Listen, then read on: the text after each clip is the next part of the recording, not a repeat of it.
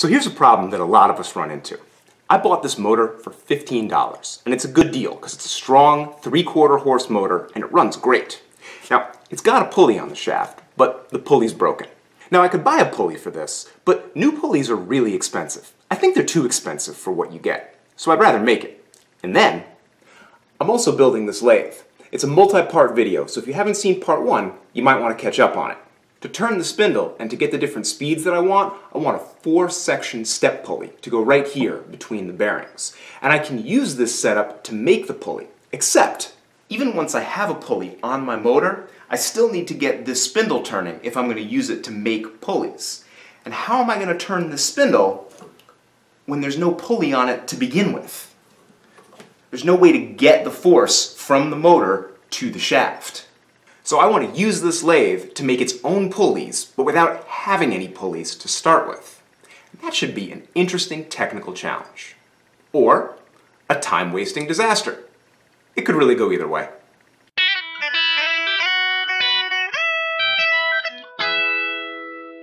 To get started on your pulleys, cut up some small pieces of cabinet-grade plywood. Cabinet-grade. I really don't think you want to use whatever random junk you have laying around your shop. If you don't have high-quality plywood sitting around, I recommend using a close-grained hardwood, like rock maple or beech. They should work just fine. Then, find the center of each of your pieces and drill out a small hole on the drill press. Lay out your circles with a compass based on whatever size pulleys you need. Now for each of my pulleys, I add a 1/2 inch to the diameter. That's going to give me a little bit of wiggle room during turning, so if I make a tiny mistake, it's not going to be a catastrophe. You can rough out your circles with a bandsaw or a jigsaw, but be really careful to stay outside of your lines. For glue up, I just used regular tight bond, and it's plenty strong enough for this application. To keep everything lined up, I pushed a drill bit through those little holes I drilled earlier on. And that keeps everything aligned. But I also wax the drill bit and yank it out as soon as everything is clamped down. That way, it can't get stuck after the glue dries. Once all my assemblies are clamped up, I let them dry overnight for maximum hardness. Now that I've got some good pulley blanks prepared, it's time to turn the actual pulleys. So I've got to start worrying about concentricity, which I know, that's a big word. But all it means is that the center of your pulley and the center of your shaft have to be in exactly the same place. If they're off by even a tiny bit, you're going to get wobble and vibration that's very dangerous in a high RPM tool. Luckily, there's a really easy way to end up with a concentric part, which is just to turn it on whatever shaft it's going to live on. So for instance, with this motor, I'm going to put the pulley blank on the shaft and then just turn it right there. And that's going to guarantee that I have a concentric pulley when I'm all done. Now this pulley is 5/8 of an inch in diameter, and that's a really common size and easy to drill, but I don't want a regular fit, I want a really tight press fit. That's just going to hold the pulley better. So I take an old spade bit that I don't use very much, and I just take a couple passes on the grinder to make it a tiny bit narrower. We're really just taking off a little bit of metal here. Then when I drill the hole, it's quite a tight fit, and I have to tap the pulley blank on with a mallet. Now, the old broken pulley also came with a key, a tiny little piece of metal that fits in there to keep the pulley and the shaft locked together. And even though the pulley was broken, the key is salvageable, so I'm going to keep that. I cut a little slot into the pulley blank with the jigsaw, and then as soon as the pulley is on the shaft, I tap that key in with a hammer. And everything's got a really tight, solid fit. I'm not going to have to worry about it moving. Turning pulleys is time-consuming, and you need to be careful, but it's not very difficult. The first thing is to stabilize the motor to the bench. Clamp it down, and then maybe add some blocks of wood around it so it can't walk no matter what happens. Then you need to add a temporary tool rest. I'm just going to use standard bench chisels here, because if you don't already have a lathe, you might not have any turning tools, and bench chisels work fine for this. I'll start with a big old framing chisel and just true up the cylinder. Then I'll turn the motor off and lay out my pulley. I'm getting my layout lines using a real pulley that I happen to have sitting around, but if you don't have any pulleys, just go online and look up the specs for a 1/2 inch V-belt pulley.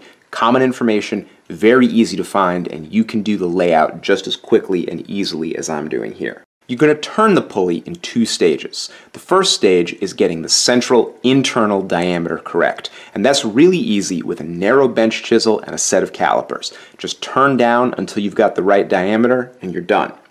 Then you need to slope the sides. And this is the really important part, because a V-belt transmits all of its force by the sides of the belt touching the sides of the pulley. It shouldn't bottom out in the middle of the pulley, and the center of the belt shouldn't touch the pulley anywhere.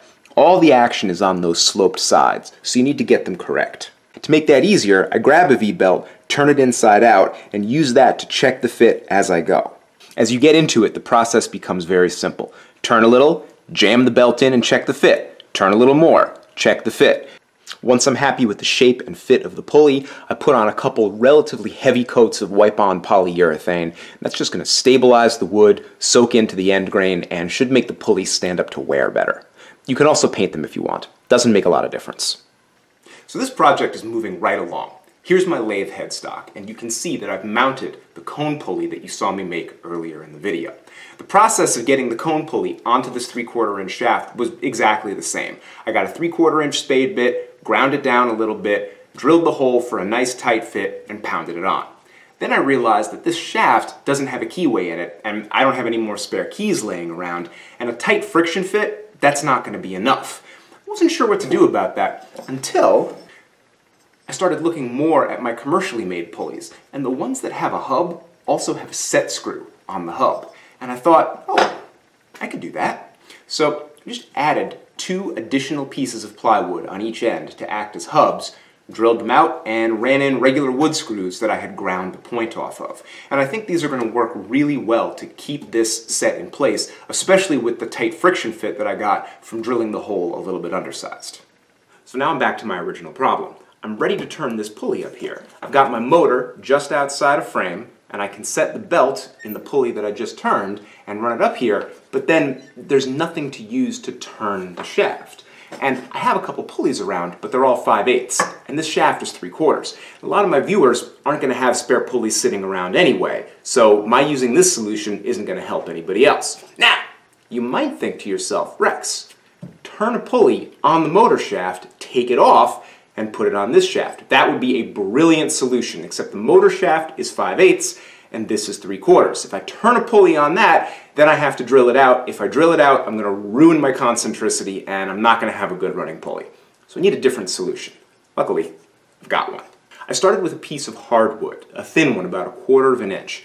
Cut a little circle out of that, and then I cut out 2 circles of just the crappiest thin plywood I have in the shop. I cut those circles on the bandsaw with the table tilted at 45 degrees. So when I glue the whole thing together, what I end up with is something vaguely V-pulley shaped.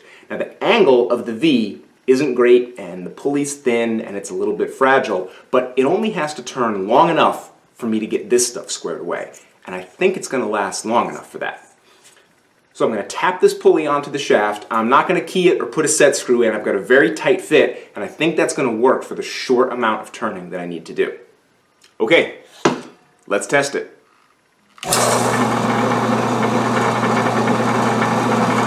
Now that I know my temporary pulley works, I'm going to turn the smallest step on my cone pulley. Then I'm going to move my motor, reset it up for a new angle, and use that smallest pulley to turn the rest of them. While I'm at it, I'll also true up those set screw hubs and make sure everything's running as true and vibration-free as possible.